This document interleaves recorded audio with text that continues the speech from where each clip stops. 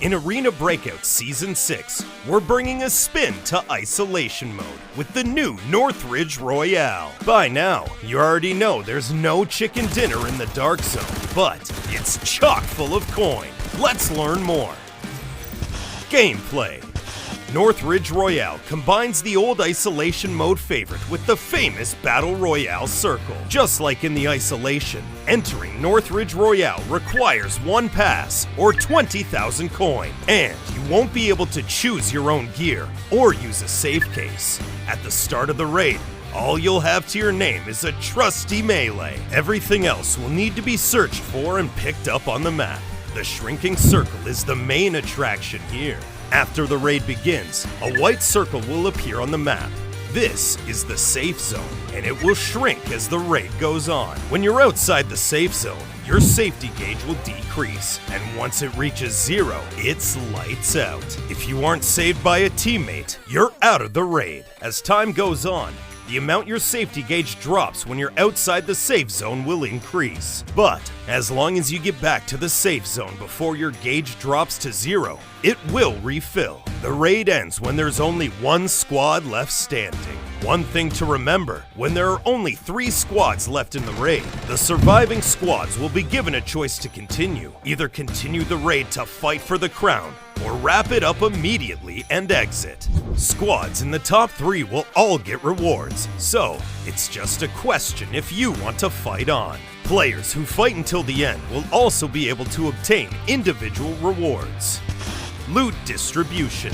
Just like in Isolation Mode, supplies are scattered throughout Northridge Royale, and weapon cases may contain food and medical items too.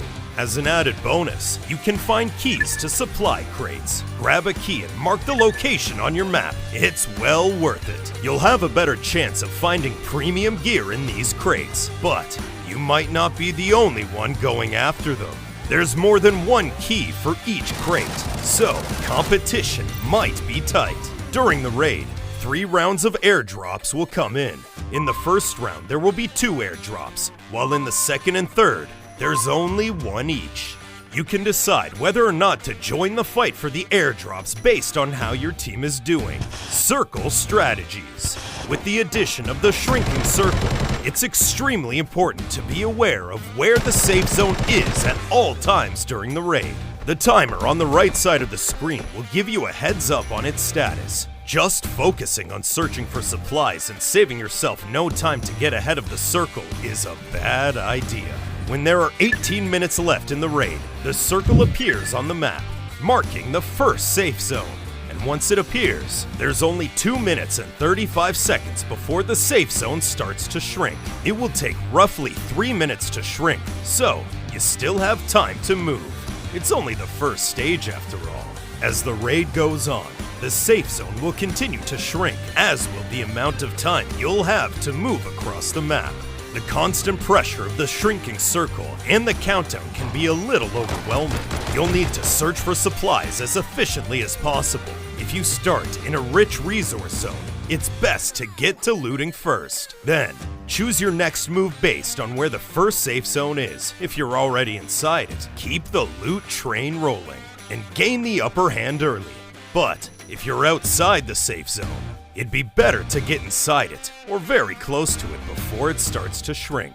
The weapons and equipment from the airdrops will be the best ones in the raid. If your squad is doing well, you should try to claim one of the crates. Having better equipment will significantly improve your chances of winning. Alright, that's all for strategies in Northridge Royale. Good luck, and get that coin!